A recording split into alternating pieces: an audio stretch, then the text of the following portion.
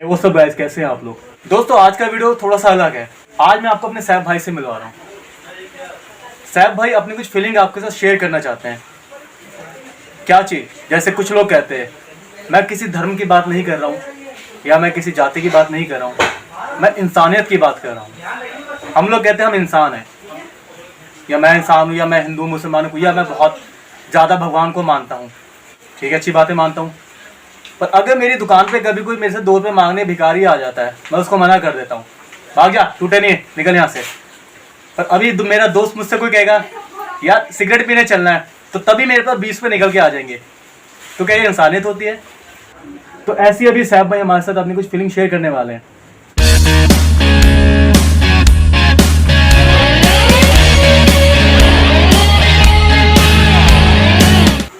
तो पहले तो सैफ भाई का मैं स्वागत करता हूँ कि वो मेरे साथ आए अपनी जो फीलिंग्स हमारे साथ शेयर करने के लिए मेरे चैनल पे आए हैं।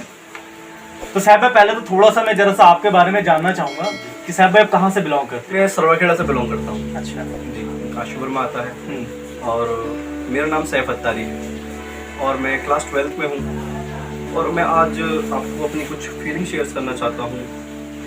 दावत इस्लामी की तरफ से जो मैं काफिले में गया, उसके बाद मुझ में जो चेंजेस आए कि मैंने दाढ़ी शरीफ छोड़ी और भी कुछ बातें मैं आज आपसे शेयर करना चाहता हूँ। तो मैं यही बताना चाहता हूँ कि आजकल हम अपने आप को मुसलमान करते रहते हैं। मैं मुसलमान हूँ, मैं हिंदू हूँ, मैं सिख हूँ, मैं ये हूँ, मैं वो हूँ। भाई आप ठीक है, आप हो, पर क्या आप वाकई हो? क्या आपके अंदर वाकई वो एबिलिटी है कि आप एक मुसलमान हो?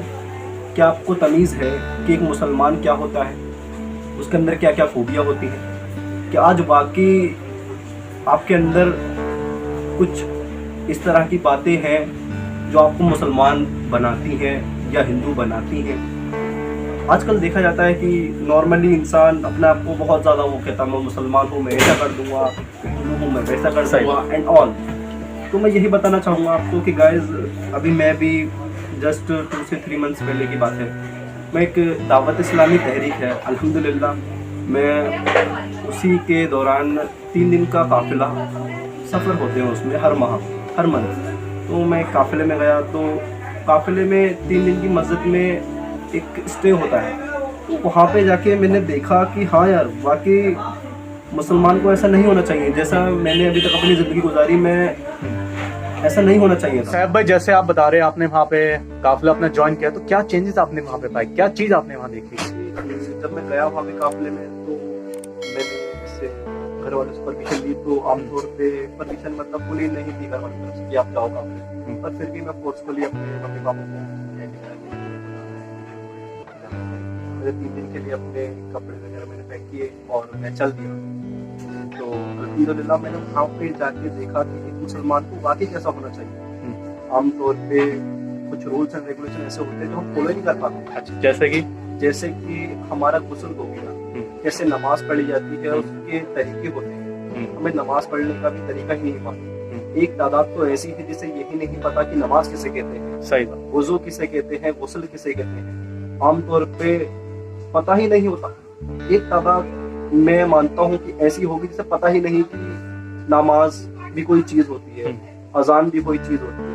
मैं काफिले में गया, मैंने यही एक्सपीरियंस करा कि एक मुसलमान को ऐसा नहीं होना चाहिए। जैसा मैंने भी अपनी काफी जिंदगी गुजारी, मैं पछता रहा हूँ कि मैंने इतनी ऐसे क्यों गुजार दी। मुझे पहले सीखना चाहिए था कि मुसलमान को कैसा होना चाहिए, मुसलमान को दिल से कैसा होना चाहिए, वो दिल में कोई अपने कोई गलत ख्याल ना रखे, झूठ ना बोले, किसी का दिल ना दुखाए एंड ऑल।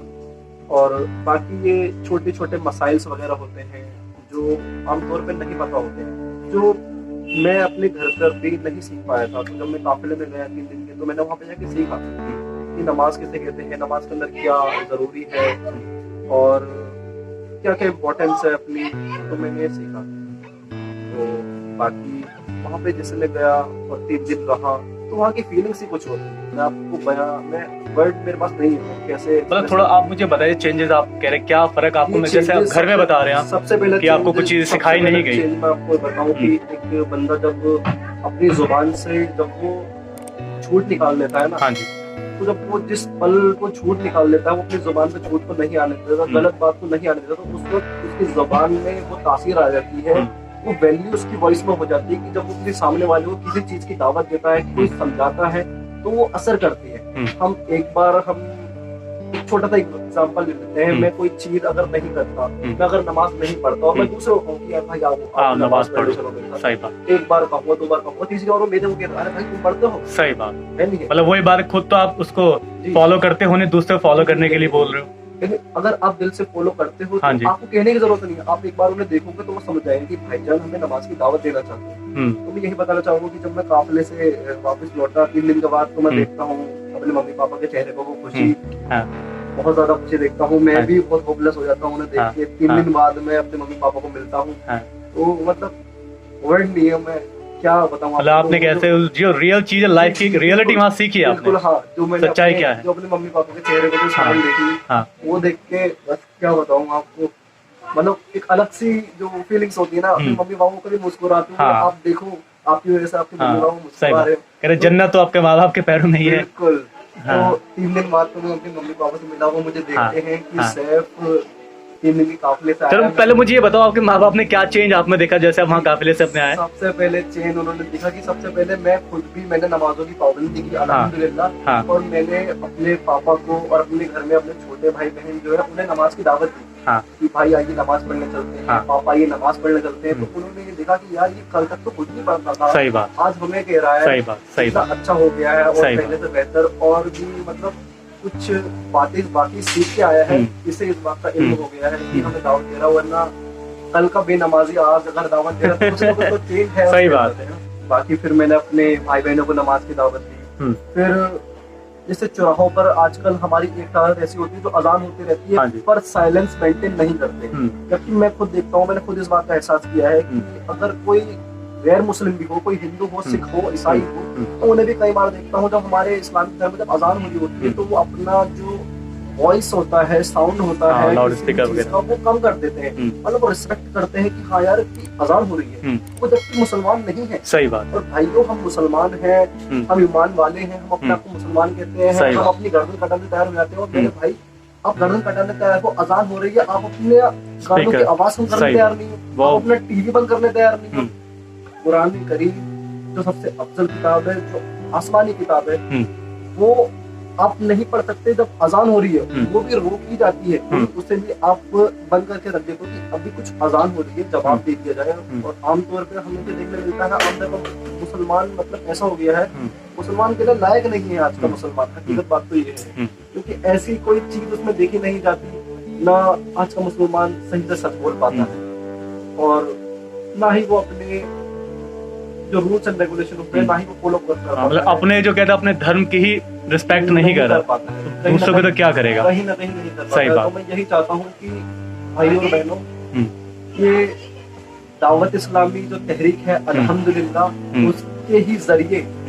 उसके ही जरिए मैं काफिले में गया 3 दिन के, जो मैंने एक अर्सा अपनी जिंदगी गुजारी बदमाशियों में, शैतानियों में जितनी भी गुजारी, दूसरों का दिल तोड़े, दिल दुखाए, माँ को परेशान किया, पापा को नाराज किया, कितना भी कुछ किया, पर आज एहसास होता है कि वाकई कि मुझे पहले काफिले में मैं क्यों नहीं गया। गाइस कुरान तो मुझे पहले ही पढ़ना आता था, फर्ज़ वाजिबात तो मुझे पहले भी मालूम थे, पर उसकी समझ नहीं थी आप पर इतनी समझ नहीं थी कि हाँ वाकई की नमाज की वैल्यू होती है, अपने माँ बाप की वैल्यू होती है। पहले हम अपने माँ बाप की मैं अपने माँ बाप की अच्छे से वैल्यू नहीं कर पाता था, उन्हें वो मतलब क्या कहूँ, बस रिस्पेक्ट नहीं दे पाता था। सो गाइस कहने का मकसद यही है कि अपने पेरेंट्स की वैल्यू बहुत इम्पोर्टेंस करता है। मैं आज मानता हूँ इस बात को, और मैंने महसूस किया है कि जो बंदा सोचता है कि यार मेरी माँ जन्नत है, भाई तेरी माँ जन्नत है, तू देख तो सही, एक बार अपनी माँ को प्यार दे। आज के वक्त बेटा बाप की नहीं सुनता, माँ की नहीं सुनता, कोई चीज कह देते हैं, पेरेंट्स तो इतना बुरा मान जाता है, घर छोड़ने तैयार हो जाता है आज का यूथ। एक यूथ ऐसा है जो अपने पेरेंट्स की वैल्यू जानते ही नहीं है क्या होता है, लेकिन आफ्टर दैट वो ऐसा हो जाता है ऐसे करके कि हाय मेरे पेरेंट्स कैसे थे, मेरे भाई हिंदू हो, मुसलमान हो, सिख हो, ईसाई हो, किसी भी धर्म का हो, अपने पेरेंट्स की वैल्यू जरूर करें, अपने पेरेंट्स का समझे, उनका किरदार क्या है। भाई आप उन्हीं के जरिए आए हो दुनिया में, कहीं नहीं जाना है, सबको वहीं जाना है, जहाँ से आए हो वहीं लौटना है। और पेरेंट्स की वैल्यू जहाँ तक मैं जानता हूँ, एक पूरी तादाद ऐसी है जिसको तमीज ही नहीं है कि एक बात कैसे करनी है पेरेंट्स से। अपने तबीयत तू तड़ाक गाली गलौज आमतौर पर मैं खुद देखता हूँ इतना नॉर्मल हो चुका है। अपने पेरेंट्स को ऐसा समझते हैं जैसे मेरा यार है, मेरा दोस्त है। आप मंदिर में ढूंढते हो, मस्जिद में ढूंढते हो अल्लाह को, ईश्वर को, पर है कहाँ? आपकी माँ में तो है वो, उसकी तो पूजा करो आप पहले। आज का इंसान मानने तैयार नहीं है। भाई आप मंदिर जाते हो, अच्छी बात, बहुत अच्छी बात। भाई आप मस्जिद नमाज पढ़ने जाते हो, बहुत अच्छी बात है। भाई आप गुरुद्वारा जाते हो, बहुत अच्छी बात है। भाई चर्च जाते हो, बहुत अच्छी बात है, सलाम है मेरा, ठीक है। लेकिन भाई जो घर में तेरी माँ बैठी है, जिसने तुझे जन्म दिया है, जरा उससे प्यार से बात तो कर, उससे स्माइल तो कर। भाई माँ का दिल दुखाए बैठे हो और सोचते हो जन्नत मिल जाएगी, कभी नहीं, कभी नहीं मिलेगी। मैं कहता हूँ कभी नहीं मिलेगी। मैं खुद कहता हूँ अगर माँ राजी नहीं है तो रब भी राजी नहीं है, खुदा भी राजी नहीं है, भगवान भी राजी नहीं है। याद रखना इस बात को। तो कहने का मतलब यही है, हजार बात की एक बात, प्लीज अपने पेरेंट्स को पहचानो, उनकी फीलिंग्स जानो। पेरेंट्स कभी किसी का बुरा नहीं चाहते भाई। दुनिया में शायद ही कोई ऐसा इंसान होगा जो चाहता होगा कि आप उनसे आगे बढ़ो। एक बाप ऐसा है जो चाहता है मेरी औलाद, मेरा बच्चा मुझसे आगे बढ़े, मुझसे ज्यादा तरक्की करे, मुझसे ज्यादा नाम कमाए। दुनिया में है कोई ऐसा? जरा सोचो तो सही। सैफ भाई आज तो आपने मुझे भी इमोशनल कर दिया आपकी बातें सुन के ना। मतलब मैं, आप बहुत दिल की अपनी अच्छी बातें बताए, दिल की गहराइयों से बातें निकलती है। ऐसा नहीं कि आपने कहीं रट्टा मारा। जी बस मैं फीलिंग्स शेयर, जो फीलिंग्स शेयर कर, मतलब सुन के ना मैं भी इमोशनल हो चुका हूँ आपकी बातें सुन के। सही कह रहे हो सैफ भाई, मंदिर मस्जिद कहीं नहीं है, तेरी माँ के चरणों में ही है। कहाँ तो ढूंढता है रे बंदे, सब यहीं पे तो है, यहीं पे तो है। आखिरी मैं आपसे यही कहना चाहूंगा कि धर्म जात ये सब अपने बीच में पैदा ना करें। आप हिंदू हैं तो जरा आप देखें क्या लिखा है भाई उसमें। सही। आप क्रिश्चियन हैं तो जरा देखें भाई बाइबल में क्या लिखा है। आप मुसलमान हैं तो भाई जरा जहाँ के कुरान में क्या लिखा है।